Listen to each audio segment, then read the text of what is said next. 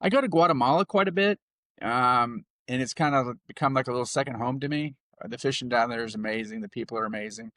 So that's probably one of my more favorite places to go. I've actually started hosting trips where I just got back. Actually, almost all of October I spent in Guatemala, where I brought down 60 of my clients, and spent 60, 60? yeah. Yeah, so I'll bring 20 down at a time. The resort, Pacific Fins, holds 20. So I do 20 at a time and I just rotate them in and out.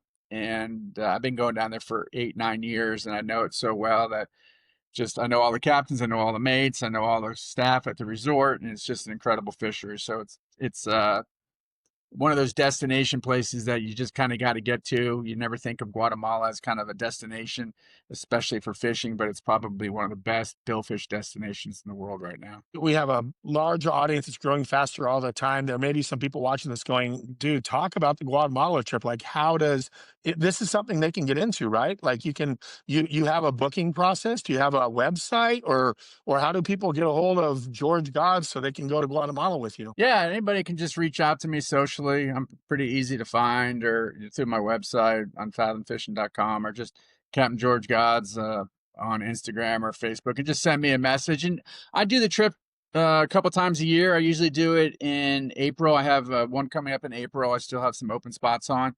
And then I usually do it again in October. Like I said, we just got back.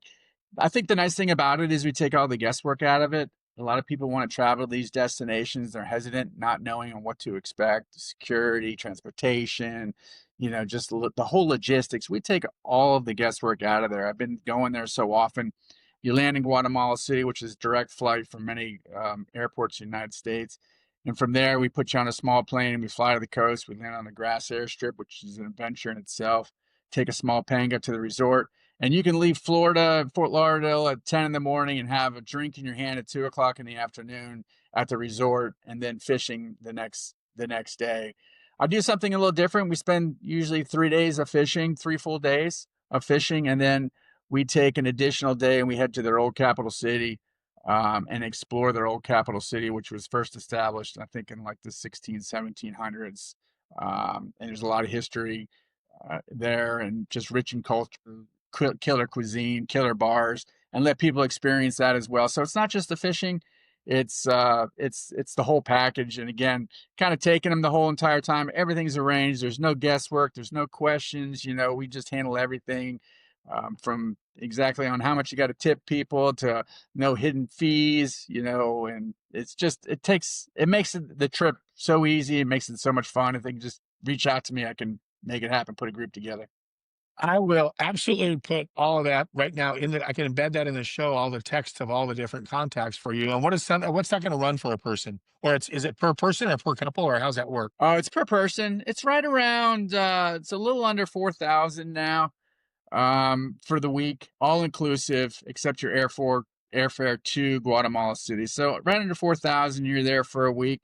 I would say all in with airfare and tips, you're probably looking at 5,000 for the week, which for 3 full days of fishing, one day on my last hosted trip, I hate to say my batting average was 0, but I jumped off 7 blue marlin in one day myself, Seven? and I was You like, jumped off but seven when you blue go marlin? anywhere, seven, Huh? seven, seven, yeah. But I've had days where our best day, I think on our boat last year, they raised like 105 sails and released 65. So, so often if you miss one, there's another one right behind it, and you're going to get another shot at it. So it's one of those places that you can go and flatten your learning curve out, especially on billfish. Everything's trolling, so a lot of stuff is you're pitching it off of dredges. I mean, off of squid chains. Dredges are not allowed there, so everything's a surface bite. If you enjoy fly fishing, you can catch them on fly. Big mahi, yellowfin, Pacific sails, blue marlin, and even have rooster fish on the surf there. So when people go to Guatemala with you, are they mostly targeting billfish, kind of like Tropic Star, where in Panama, where majority of the people go there just to catch the billfish, sails or blues or whatever, or do a lot of people do inshore with you? The inshore fishery is not that popular. Unfortunately, there's a lot of netting and artisan fishing that goes on near shore that kind of the river system kind of pretty much gets wiped out by nets in that area, and they're all subsistence fishing, so it is what it is.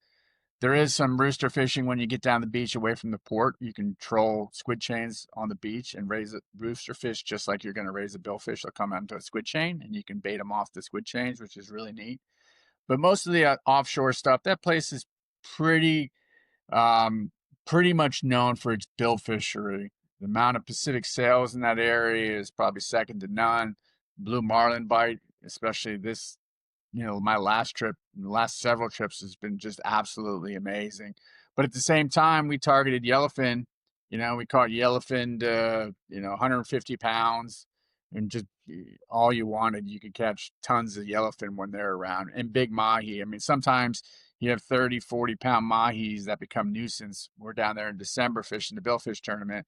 I've remembered years in the past where we've actually kept our ballyhoo out of the water because the mahi were in the spread and you just did not want to catch a mahi. You were just waiting for a sailfish to come up. So you just keep your ballyhoo and hook bait out of the water.